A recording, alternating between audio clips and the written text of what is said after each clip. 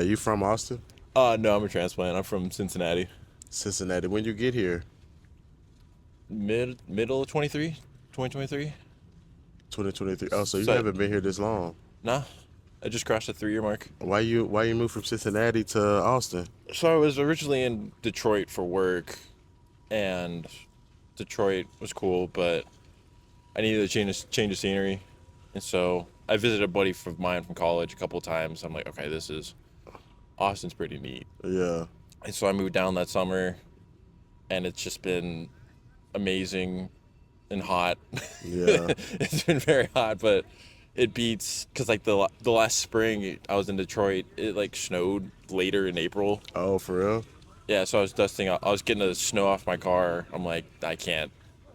It's like a week before May. I'm like, I can't do this anymore. This Yeah, sucks. that's I'd crazy. much rather have 100 degrees for like 6 weeks straight than snow in April. Yeah, that's crazy. So what you do for work?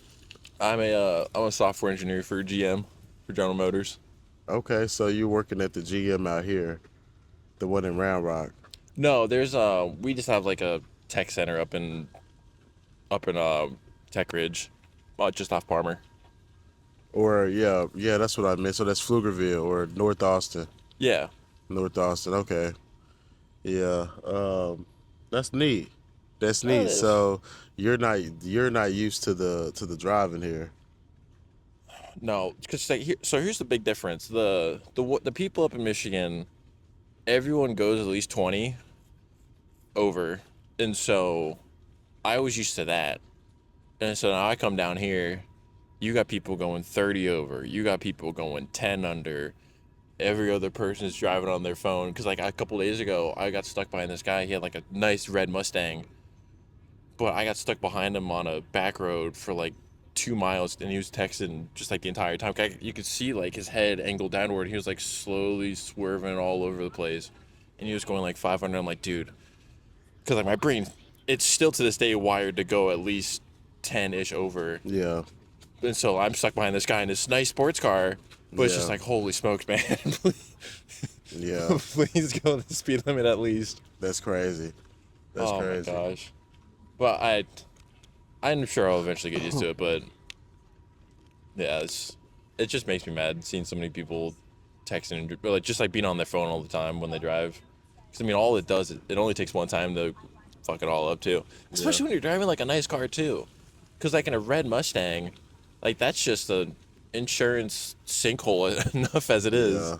Let alone if you accidentally get into an accident or hit a biker. How was insurance prices compared to here to Cincinnati or Michigan? I think it's about the same. I The don't rates are remember. about the same? No, I think Michigan was a little bit higher. Is it a no fault state or is it like kind of like Austin? I mean I think Texas. Michigan was a no fault state. I don't remember Cincinnati. Okay. My parents took care of a lot of my stuff for me. Just blessed that they did. Okay. So I'm still figuring out how a lot of, which I had like I took care of my own stuff up in Michigan, but like when I got down here, and like as I was changing all like my policies and all that stuff, Hmm. I'm starting to slowly but surely learn more and more about how like different aspects of adulting work, because there's a lot there's a Yeah. lot that you don't realize that goes on. It's just like, oh my god, man. It feels like every other week I'm learning something new. Like Yeah. last night I just went back through all my finances and charted it all out, and it's just like, holy smokes, It's a lot, right? there's, there's a lot to Well, being you an can get adult that, overwhelmed. You can get overwhelmed when you look at all of your bills and you look at all of the money that you have coming in and what's coming out. And when you look at those things, sometimes that can hit the brain into a panic mode oh yeah. and you get drawn into what we call survivor mode. And now you're mostly focused on the negative and trying to worrying about money and trying to get yourself out of a hole to try to get bills paid and all this other stuff. That's like your mind frame every day Oh yeah. versus then you trying to be in a creative mode and think about ways to actually do what you want to do in life and have the money flow to you. You don't really focus on the money. The money comes to you as you focus on.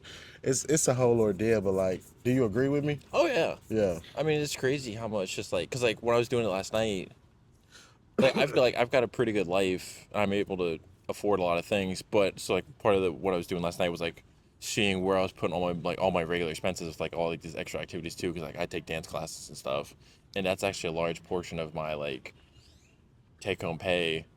And so after throwing everything in their respective buckets, I only had like $100 of like unallocated money each month, and Yeah. it's just like, because like I like, and it still accounts for like all like the cool shit, all like occasionally eating out and stuff like that. Yeah. But just like seeing how much I make each month and how much I actually have like undedicated to something, it's just like even that still left me pretty rattled. It comes like, what? What do you mean? Yeah. What do you mean I only got $100 left? Yeah. What? It's crazy. Well, It's just like shook me to my core. I'm feeling a lot better about it this morning because it just like took time to actually sink in, but it's still, even just like thinking about it just like a little bit, it's kind of like slowly starting to feel in the back of your head. I'm just like, okay, this is. Ugh. do you feel like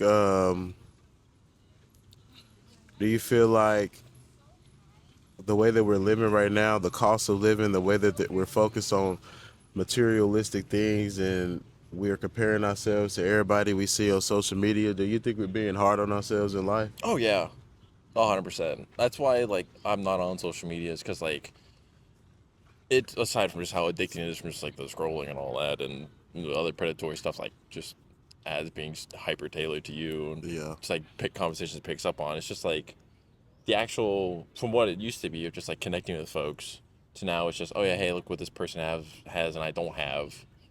That's just disgusting because you spend so much trying to do stuff for your social media platform.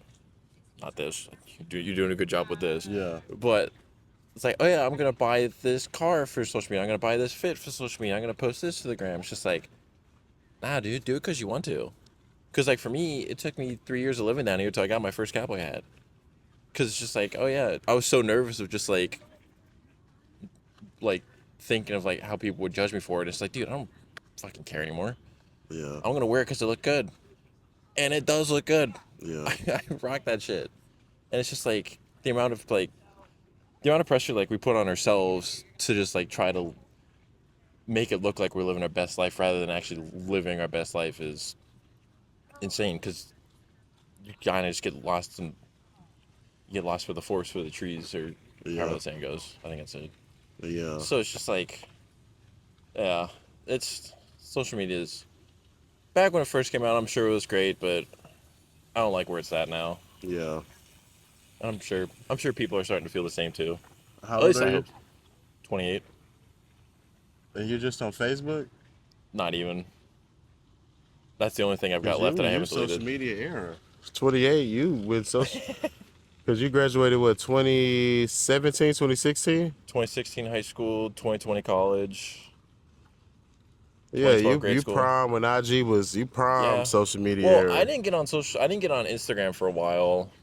I did like through college and a little bit after, but even then I deleted it because I'm like, this is stupid. I was on Twitter for the majority of my social media career, if you want to call it that, just for like sports updates because I gotta get depressed about my Bengals and all that. But Yeah. even then, it's just like I just found myself just scrolling way too much, and it's just like at one point I'm just sitting here just scrolling through my phone when I could be talking to strangers in a park. Yeah. Yeah. Well, It's no, go ahead. I was gonna say, let me ask you this. So, are you enjoying what you're doing in life, or did you fall into software engineering, or did you go to school for that and say like this is what I want to do, or did you just fall into that and you really want to do something else in life? You have another passion. I like what I do. It can be incredibly stressful at times just because like the stuff I'm responsible for is just incredibly important. But it's like overall, I do like what I do. It's cool. It's interesting. It works good for my engineer brain. Yeah, go Yes, for go it. ahead. Yeah. Yes, you're welcome. Um, You yeah, you as too. well. Thank you. Um, but no, like I started in college as mechanical. That's like a mechanical engineer. That sucked. So I switched because I really liked computers. So I switched to computer science. Graduated in that. And so like I think I do like it. I think I'm living a pretty good life right now. I'm still working on appreciating it Mm-hmm. because I think I'm slowly starting to get out of the like appreciating the forest and not focusing so much on the trees, you know. Mm-hmm. And so I'm starting to adjust my perspective on that. But I don't know. I don't have any complaints so far. Yeah.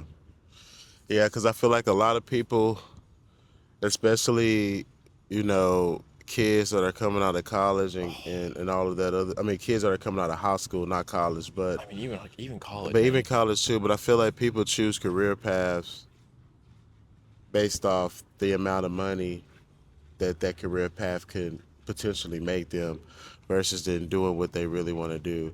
Like some people go to school to be a lawyer because they see lawyers make this amount of money, so they go into that career field, and then sometimes they end up hating that shit. And then, or any career, like if you're really going into it based off of what you can see as a potential amount of income, then it's not going to always work out in your favor. You're going to be having a stressful life, a life where you're not all the way happy because you're not really doing what you want to do.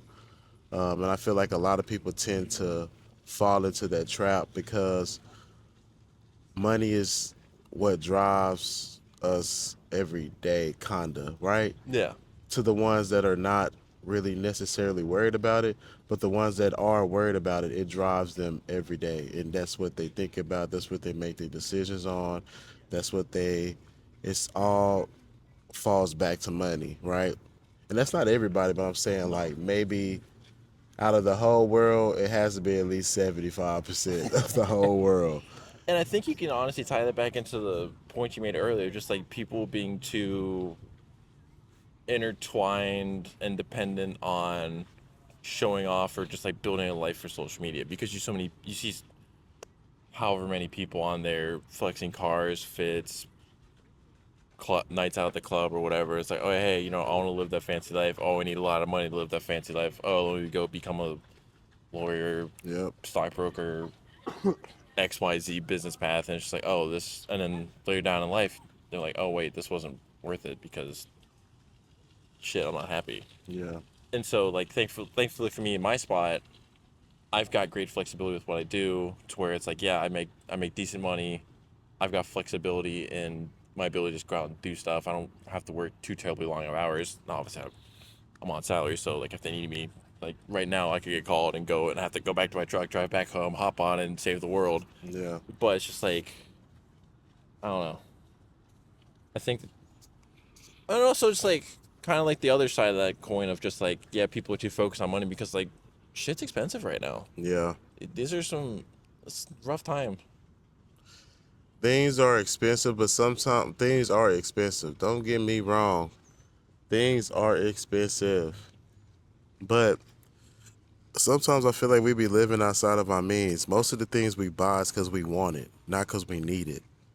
Most of the things that we have, most of our possessions, because we just really wanted it.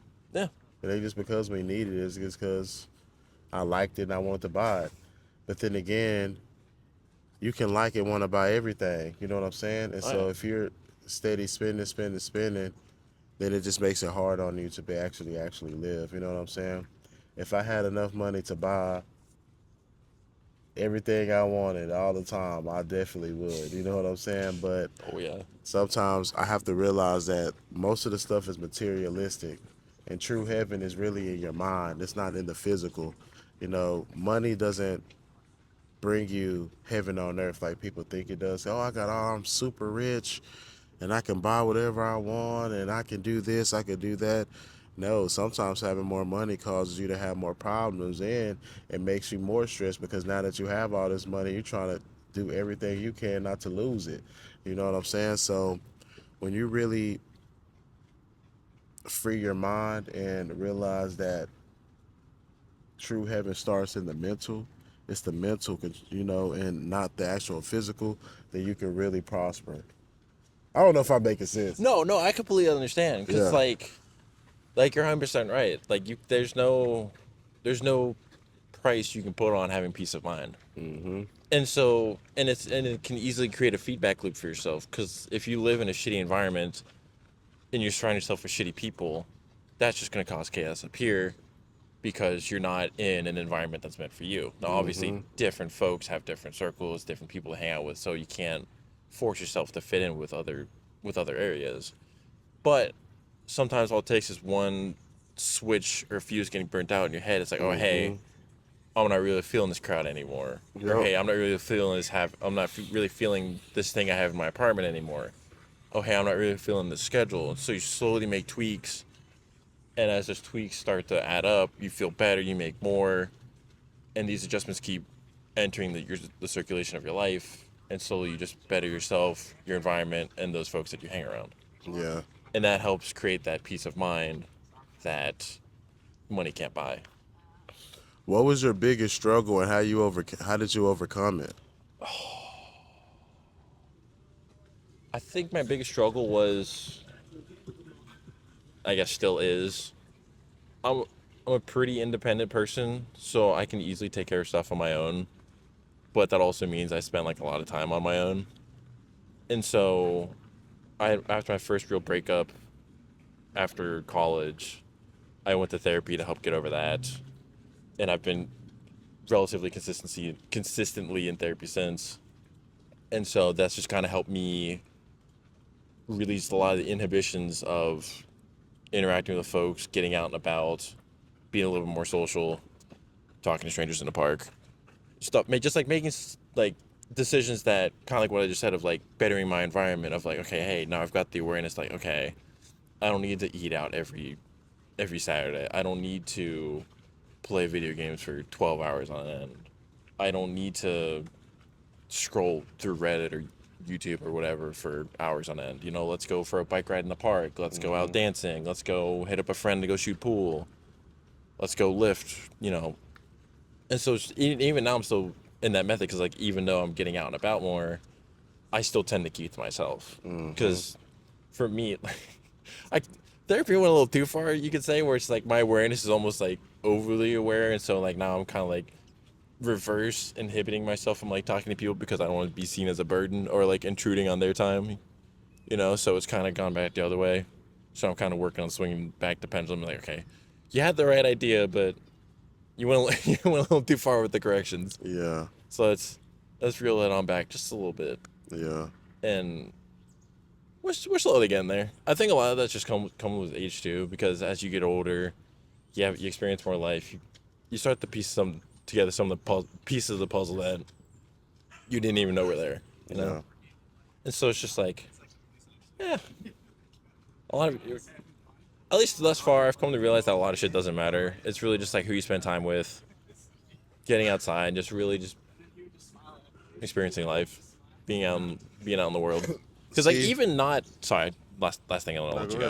ahead. It's just like I feel I think that's like a big thing for like that's helped me get off social media. Is just like I spend too much time indoors, especially growing up. It's just like let's just get out and about, and just even if I don't talk to people, it's like let's just at least get out, be out in the sun, feel the wind, all that stuff. You know. The reason why breakups hurt so hard, bro, is because when you go through a breakup, they bring up emotional impacted experiences of those traumas that we faced as a child. It brings up all those feelings again that we suppressed over the years. And so when we go through that breakup, it enhances that and it puts us in a depressed state. But sometimes people don't understand is that when you come when it comes to changing your perceptions and changing your beliefs, it all starts in your own mind. You get what I'm saying? And that's basically what it is you go through a breakup, now you go through these emotions and these things, and you might have suffered from fear rejection growing up, and now that's enhanced again because you're broken up, and now you got all these things that you have to kind of deal with, right? And I feel like the hardest thing is getting in your mind and reprogramming your perceptions and your beliefs and getting that self-love back, that self-confidence back, to understand and realize that man, she really lost out, or he really lost out on a hell of a guy. You know what I'm saying? Oh yeah. I say both because you never know. It's Austin. You know what I'm Yeah. saying? Oh no, I get it. No, I Yeah. get it. No, yeah. There's especially as I've gotten older, I've seen a couple more people, and as time gone on, and those haven't worked out, it's just like, dang, the confidence in me just being able to completely just straight up say they're missing out. It's a pretty good feeling. Yeah. Cause it's just like, especially like right now, it's like, yeah, I'm not all like that, so confident. Like, I'm like not all like that confident, like reaching out to people or like interacting with people, but it's still just like I've still got like that confidence in myself that I can be myself and I can do whatever I want when I need to. You And so it's can. just, yeah, oh yeah. You can for sure. For And sure. so it's just like you can call it quiet confidence or whatever, but I don't know.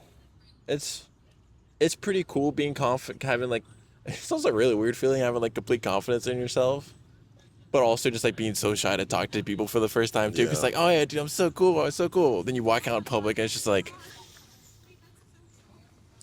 Yep. But confidence, it's annoying. but confidence comes from repetition, and that's Yeah, what I talk about on my social media all the time. Is how you can't build confidence unless you actually do. And you have to do it over and over and over again, repeatedly, because the more you do it, the easier, the more confident you get.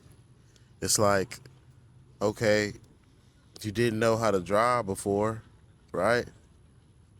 You took the risk, you learned, you did it every day for years. Now look at your confidence in your driving from when you first started when you were 15, 16 to now. Like now you probably so confident in your driving that you could take your mind off driving and think about other stuff and still be driving at the same time. And then you'll look back and be like, damn, I hope I didn't run no stop signs or no red lights or that nothing like that. that That's how happens. confident you are in your driving. Happens a few too many times. Where just Yeah. like you're thinking, cause I'll go lift before work and stuff, and so like I'm already half asleep at the wheels. I'm driving out to the gym, and then I'll just like get lost in thought, and I like snap back to reality. I'm like, holy shit, how long have I how Yeah. long have I been out for? And so it's just like, oh my gosh. But yeah, and so like for me, like I went out with my dance studio last Friday night to Wild West, the like the Arthur Murray folks up in Cedar Park, and that was like my best night of dancing that I've had like ever probably. What And kind it's of just dance? so Friday nights up at Wild West they do country western two stepping. Okay. It's a pretty good time. Yeah. It was just like I got there early, kind of like got settled into the environment before I got busy because I did get busy. Apparently, like a rodeo got let out that night, Yeah. and so the whole place just became an absolute clusterfuck. But it was still just like an incredible night, and I was able to get there early, establish my flow state, and really just have like the time of my life. And it was like my sixth, seventh time being there, Yeah. and so like you said, repetitions build confidence, confidence leads to action, and action just leads to building the kind of life you want. Mm-hmm. And so after all those repetitions, I had a pretty damn good night. Yeah. It was a lot of You fun. dance your ass off? Oh, that's good. Hell yeah. That's good. Oh, so much fun. That's good. Yeah, that's. See, I don't really go out like that no more. I used to.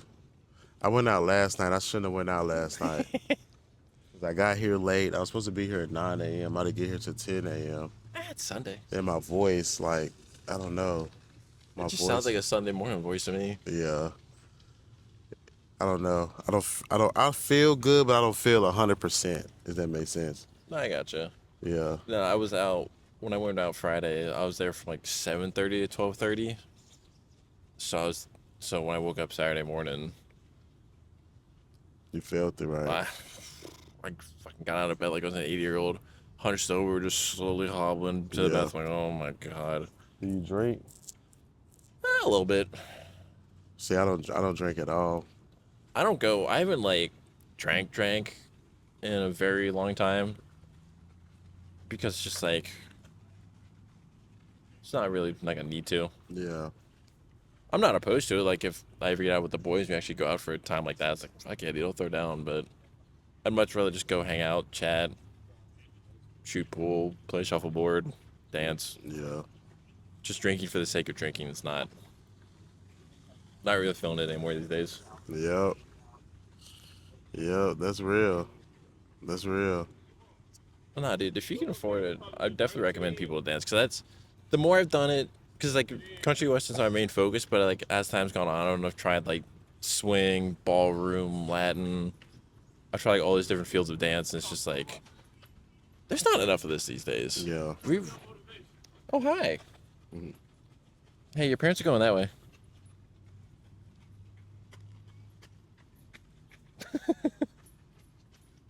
That was so fucking cute. Yeah. But Dogs are so super trained. I love seeing just like all like the various different pets that people have here.